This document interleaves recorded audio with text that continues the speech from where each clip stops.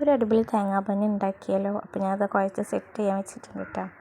അപ്പോൾ അത് കുറച്ച് നേരം റെസ്റ്റ് ചെയ്താൽ പൊന്തി വരും. അപ്പോൾ ഞാൻ ഇതിന് മുന്നേ ഉണ്ടാക്കി നന്നായിട്ടുണ്ട്. ഇത് നന്നായി വെച്ചാൽ നന്നായി, ഇല്ലേ വെച്ചാൽ ഇല്ല, അങ്ങനത്തെ ഒരു അവസ്ഥയായിരുന്നു കേട്ടോ.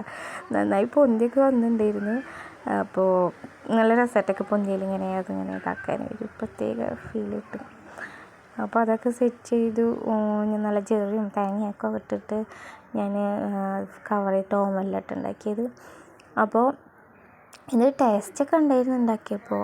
നല്ല ചെറിയ അന്നേരമൊക്കെ ഇട്ടപ്പോൾ തന്നെ നല്ല രസം ഉണ്ടാവുമല്ലോ. പക്ഷേ അടിയത്തെ ഫോയിലിൻ്റെ തീ കൂട്ടി വെച്ച്, ഞാനെല്ലാം എൻ്റെ മോന് കൂട്ടി വെച്ച്, ഞാൻ അറിഞ്ഞില്ല അത്.